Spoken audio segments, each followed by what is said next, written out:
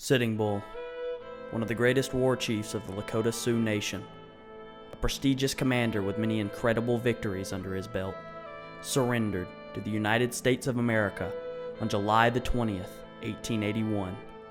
By 1885, he had gone from public enemy to Western icon, participating in the world-famous traveling show Buffalo Bill's Wild West, and cementing his legacy as the archetypal tribal chief, a stoic old man, worn by wind and saddle.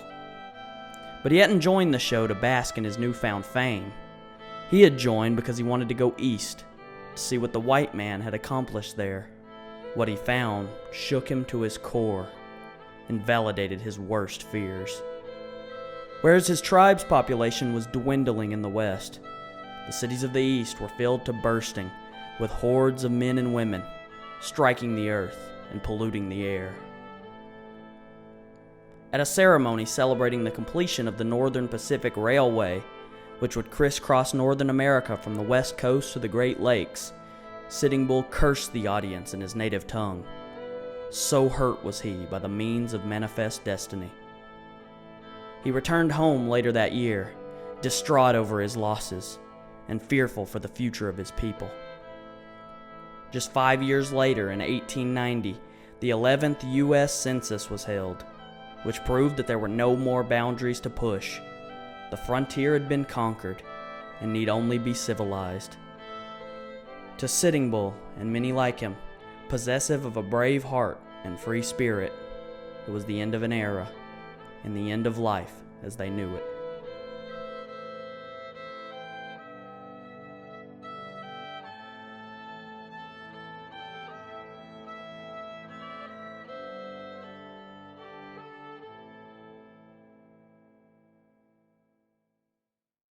Like any gruff-voiced Southern man, I'm deeply attracted to the history of the Wild West. From its pioneering days when wagon trains struggled across the landscape, to the era it was most romanticized, between the 1870s and the 1910s, when steam trains struck through the wild and brought all manner of men and women to seek their fortunes in the West. But, unfortunately, a lot of similarly gruff-voiced Southern men would like you to forget what those iconic American times were inexorably tied to. Let me put it this way. While the cowboy was out punching cattle on the lone prairie, the Mexican vaquero was doing the same in California and Texas and Mexico. While the American outlaw was hiding out in the mountain ranges of America, the Mexican bandito was hiding out in the mountain ranges of Mexico.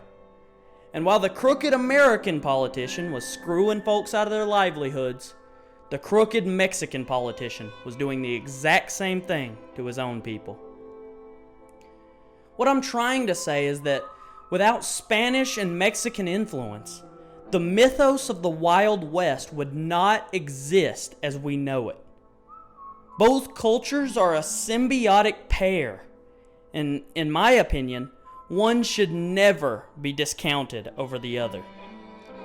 That's why I wanted the history behind Red Dead Redemption 1 to be my second video on this channel, because Rockstar Games deeply cared about the world they were building, depicting a varied, complex America metaphorically fighting over its national identity, and an awesome, culturally distinct Mexico literally fighting over its national identity. Also, it doesn't hurt that Red Dead Redemption 1 just so happens to be one of my favorite games of all time.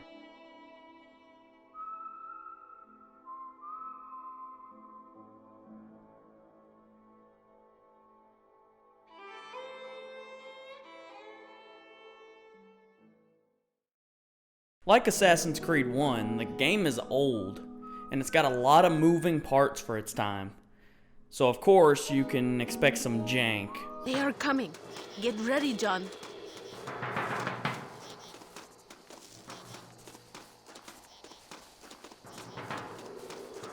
We will give them the surprises of their lives.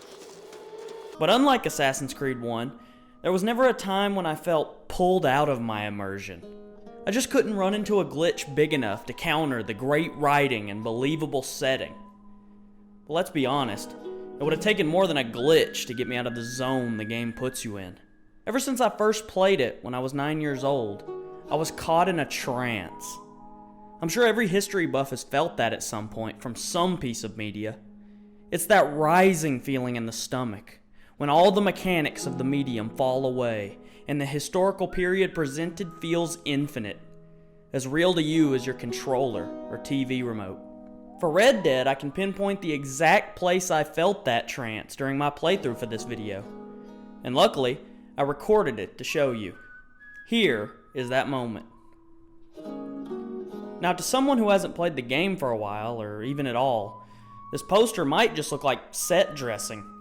A texture on a wall placed only to serve as a background ornament, which is true. But by this point, I couldn't see it that way. I had spent hours playing the game. I had herded cattle with the McFarlands, shot outlaws with the Marshal, sold snake oil to witless farmers, fought in the Mexican Revolution, and learned about a dozen new Spanish curse words. By now, I had earned my family back and was just settling into the rancher's life at Beecher's Hope. On that particular day, I was riding into Blackwater to pick up some ammo because I knew I'd go out hunting with my son later in the day. On my way to the gun store, I decided I'd stop and pick up a newspaper to see what the holier-than-thou journalists had to say about my exploits in Mexico. When I finished that article, I decided I'd read another.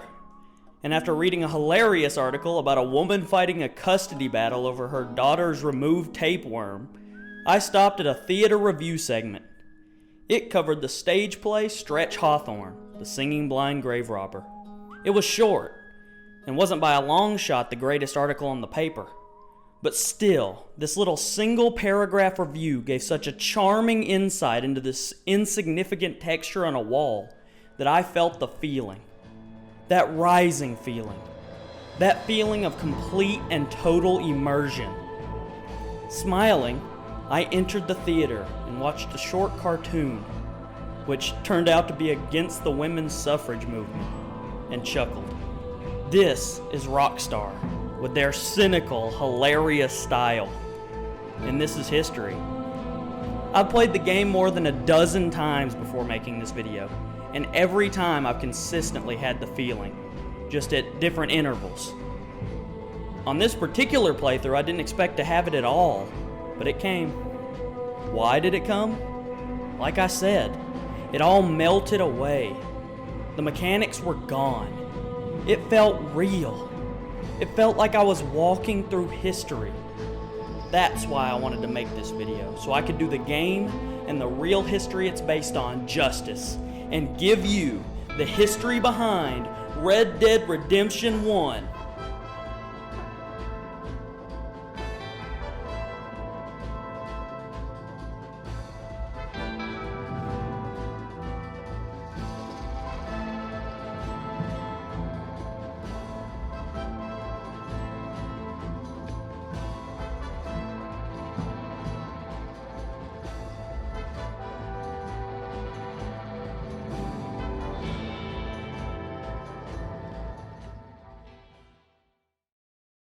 It's a common belief among those unfamiliar with Western history that the steam train and the telegraph ran counter to the values of old America, and it was this tainting of the free American experience which was the true killer of the Wild West. But that couldn't be farther from the truth. The frontier was always dying. Just because technological advancements came along to speed up the process didn't change the inevitable. With Manifest Destiny, there was always an end on the horizon. Just with technology, that horizon came sooner than expected. Whereas in the days before, it took men months or even years to cross into the West by wagon train, the steam train took mere days. It was easy, and as long as he had some money in his pocket and some will in his heart, any man could make the journey. And many men did. But not those contented or fortunate enough to survive in the East. No, these men were hungry and desperate. They wanted to make their fortune in the West. and many accepted that in order to make that fortune, they might have to get their hands dirty in one way or another. Some were crooked. Some were crazy. A few were actually hard-working, and many were just stone-cold killers. And in those days when lawmen were few and bullets were cheap, most disputes were solved at the business end of a gun, or left up to old Judge Lynch to decide. That's the true Wild West. Not the old pioneering days when honest men eked out a living on harsh, unforgiving land. It was the days when men rolled in by the thousands, and as fortunes became harder and harder to come by, morals degraded. That, I'd argue, is the true American spirit, seeing how many heads you can step on the way to the top. But by 1911, when the game is set, Manifest Destiny has been dead for 20 years. Without any more frontier to push, men settled. They built cities and brought in culture from the East. Many of those hard Western men learned to read, and many academics flocked to the West to teach science and literature and learn about the hard lifestyles these folk had led in the years past. As the Wild West faded, its icons became literary tropes, and its survivors became refugees of the times, only there to be gawked at or pitied. Those who didn't die would have to evolve, and if they didn't evolve, they'd be trampled under the hooves of progress. Take Nigel West Dickens, for example. He comes from a time when doctors were fewer than lawmen, and the words of a so-called scientist were taken as biblical truth by the uneducated and the desperate. But by the time we meet him, he's been disproven by real science at every turn. And because he won't evolve, he's been relegated to pushing his snake oil in the few places it'll still be accepted. The small pockets of the backward old ways that still exist. He's in New Austin because he's got nowhere else to turn. And even there, civilization's knocking at the door. Marshall Johnson is another sort. A man who's trying to change with the times and, in the process, is growing more and more disillusioned with them. He recalls when the days were simpler, when the next county over was exotic as Asia, and the business of the lawman was cleaning up the streets just so the townsfolk could sleep safely in their beds. Now he's got a quota to fill so that the politicians can take credit for cleaning up the county. He's got railroad tycoons conning folks out of their land so that they can put tracks through them. He's got gangs flocking there because there's nowhere else to terrorize, and townsfolk that hate him just as much as the criminals he's trying to stop. That's all I got today. But it's early yet. Give me a couple more days. There'll be more. Now, for the McFarlands, things are a bit different. Civilization has come to their backwater ranch in the form of a train station, and though they show a certain trepidation to the idea of Eastern progress in their land, it's brought nothing but growth. They have all the amenities a small town might need. They have a general store, a telegraph office, a doctor, a smithy, and a sizable population. Hell, they even have their own jail. Of course they have their problems, but when you play the game, you get the idea that one day McFarland's ranch could be McFarland's town. And though the spirit of the ranch might die, it would prosper. The men there would lead better lives and be safer.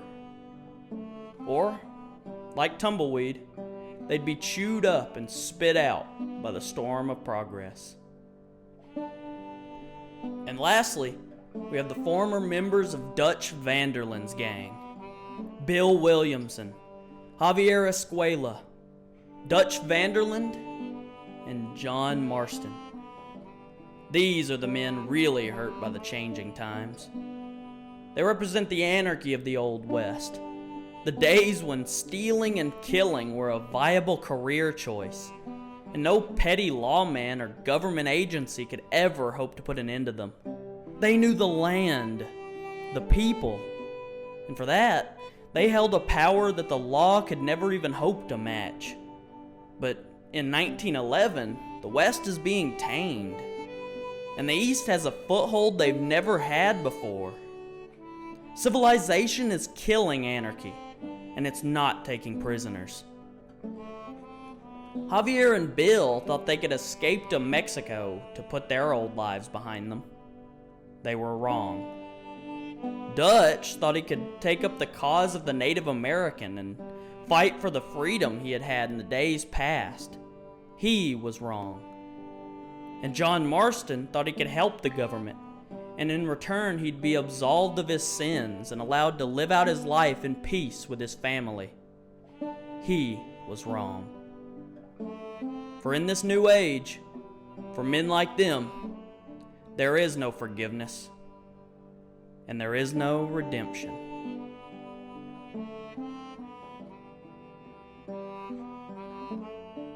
Like I said, it's 1911. Stone streets are replacing dusty thoroughfares, and the Wall Street stockbroker holds 1,000 times the power of a Texas cowpuncher.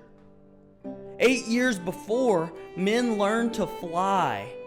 And that same year, men in New York City saw firsthand the life of an outlaw in film. In 1912, the last two mainland states, New Mexico and Arizona, will be admitted into the Union. 2 years after that, the machine gun will revolutionize warfare in the trenches of Europe. And just a year later, the telephone will carry a voice across the entire country in the blink of an eye. In 1916, America's industry will grow as it never has before, supplying its European allies so they can win the First World War. And soon, due to such industrial growth, the greatest staple of the Wild West will begin to fade, as the horse will be officially replaced by the car.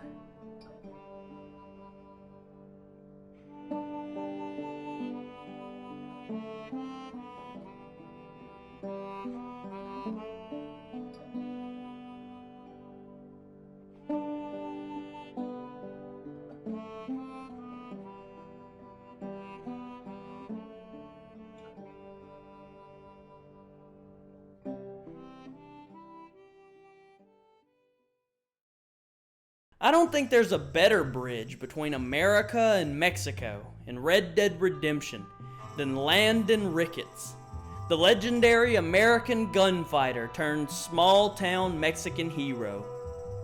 He, like basically every other character in the game, represents a facet of the changing times. And as wildness receded in America, the vigilante gunslinger was replaced by the government agent. But in Mexico, a revolution has begun. And as the wild days of America faded, theirs only grew. Perhaps Mr. Ricketts smelled it in the air, and traveling south, found that in this place of wildness, vultures were always looking on, prepared to rob and kill innocent folk just trying to make a living off the land. He's in Mexico because this is the only life he knows. He wants to be the man standing between those vultures and the honest, hard-working people. And he's prepared to die in a hail of bullets before he lets his wild spirit fade, as many survivors of the Old West did. When he dies, a great piece of the Wild West will be lost. And when you meet him, you get the impression that he knows it. You were famous when I was a boy. Yeah, killing men's a strange kind of fame. I was the fastest in my time, I must have been. I'm the only one left. Now, I'm sure you're wondering how this revolution began, who really fought in it, and how it all relates to the game. Well, in order to tell you, we've got to start at the beginning, in 1867. The Second French Empire, which has ruled over Mexico since 1861, collapsed after only 6 years in power. By June, its Austrian Emperor Maximilian I is executed, and the United States of Mexico is formally established.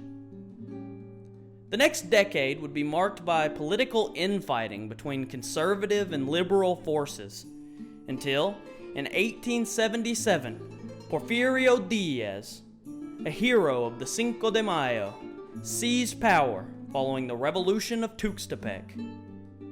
His rule would be marked with decades of political stability, economic growth, technological advancement, and improved diplomatic relations. He would be the longest ruling president in Mexico's history and issue reforms that swept the nation, growing its wealth and maintaining its prosperity. But it all came with a cost. It was on the backs of the lower classes that this growth was possible. And by the 20th century, they were fed up. They had suffered for 33 years beneath Porfirio's Porfiriato, a style of government based on class divides and racial bigotry. You see, Mexico, like many nations in the 19th century, was deeply racist. And to the Mexican government, the less Spanish you were, the less human you were. To be an Indio, or Native American, meant you were basically subhuman and subject to terrible treatment by those with lighter skin than you.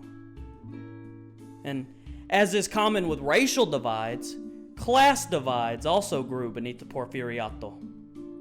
At the highest point of the caste were the hacendados, the rulers of almost feudal farmlands called haciendas.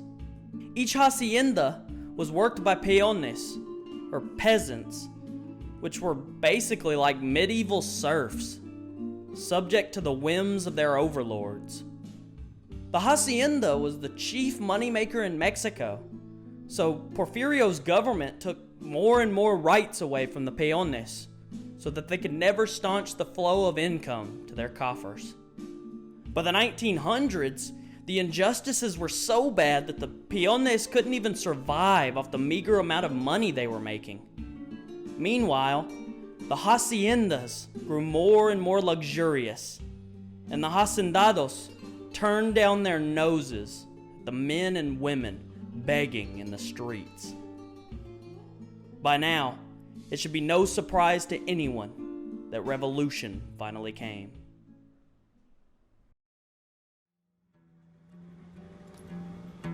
Un día en Cocoyoc, ahí en esa calle donde vivo, pues empujando a un español. Indio, ¿qué haces? Así con esa palabra orgullosa. ¿Qué haces, indio? El indio se agacha. Usted lo ve, señor. Porque ya sabía que la opresión era grande. Por eso, los que nos lanzamos a la revolución en defensa de la patria, no fue una valentía, un orgullo, una necesidad.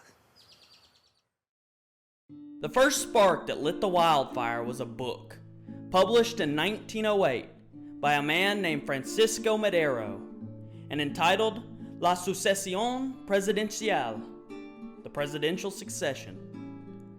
It called for an end to Porfirio's regime, or at least free elections by 1910. But Madero wasn't a revolutionary. He just wanted to be elected president. He himself was born into a hacendado family and was even rich enough to study at UC Berkeley in California. He wasn't a friend to the peasants, nor did he care very much about their plight. But he was brave, and he was educated, and most importantly of all, he came at the perfect time.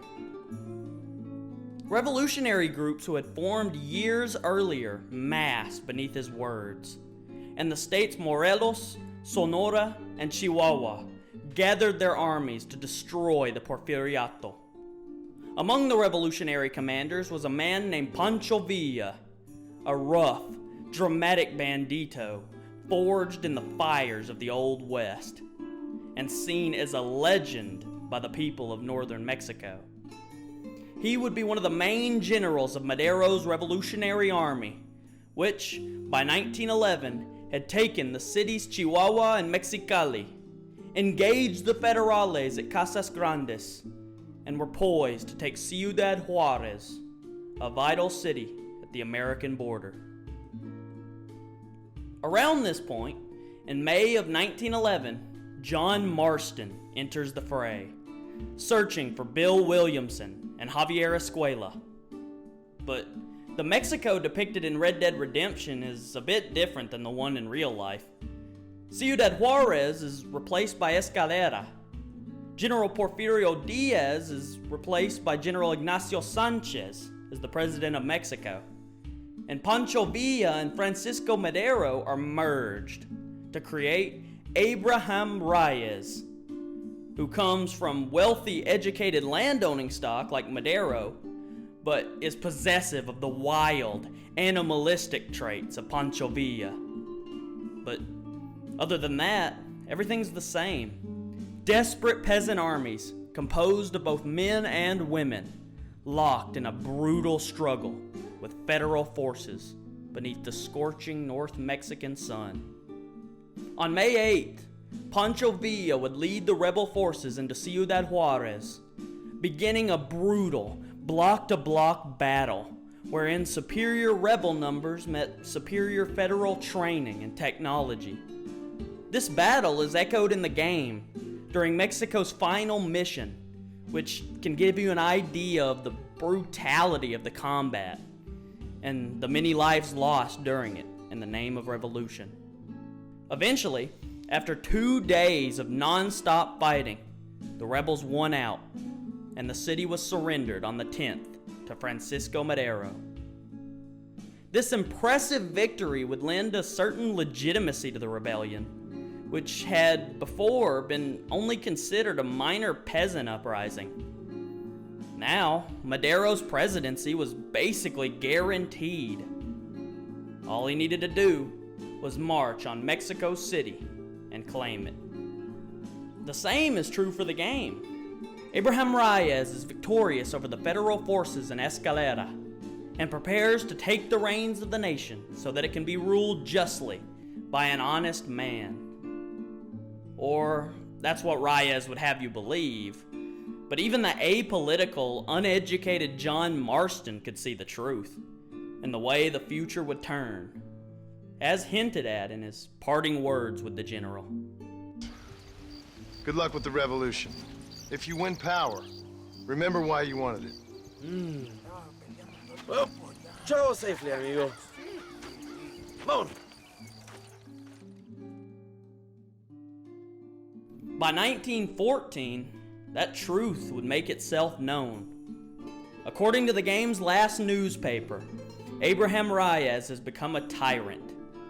He hasn't issued the land reforms he promised, and executes any peasants who dare to protest against him. The same is true for Francisco Madero. As I said earlier, he was no friend to the peasants. He was of hacendado stock and only fought the revolution so that he could be elected president. All the blood, sweat, and tears that had gone into the revolution was only for him to rule. And he did, but not for long. Unlike Abraham Reyes, who would rule well into 1914, Madero was already dead by then, assassinated in 1913 in a bloody coup orchestrated by one of his generals, Victoriano Huerta. In response to this, Pancho Villa, whose legend by now had grown to almost mythical proportions, rose up again to depose the tyrant Huerta. And to the south, the equally legendary Emiliano Zapata, a calm, intelligent, deeply honest man, and my personal pick for the greatest revolutionary in Mexican history, rose up in Morelos, as he had in the very beginning. After just 1 year of peace, the revolution had started again, and would continue for another 11 years. During that time, The First World War would begin and end. The Zimmerman telegram would threaten war between America and Mexico, and Pancho Villa would attack an American town. Many battles would be fought, many lives would be lost, and 8 presidents would be cycled through.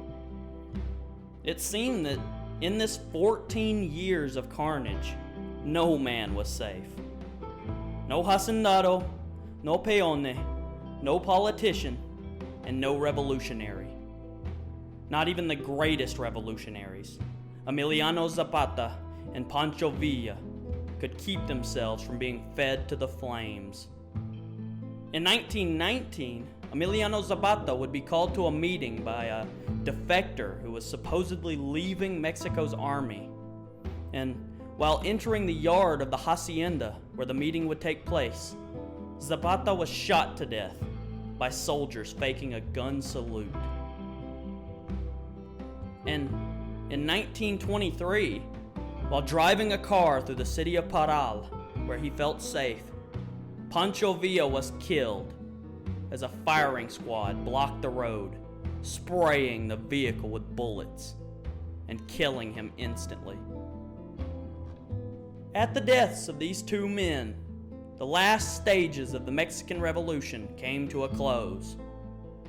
And as they passed away, so too did the last shreds of the Wild West.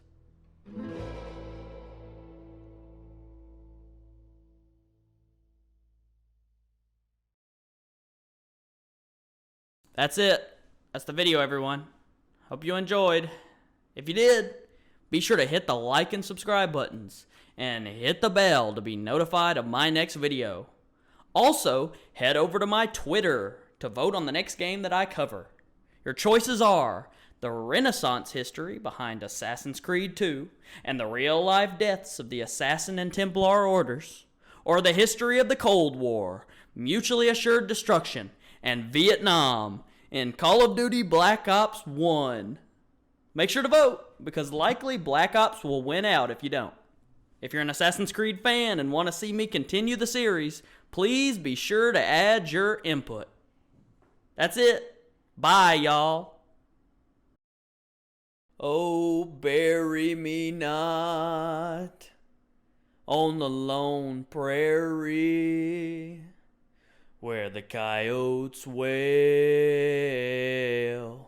and the wind blows free. And when I die, don't bury me 'neath the western sky on the lone prairie. By the way, guys, I'm never doing Red Dead 2. Don't ask.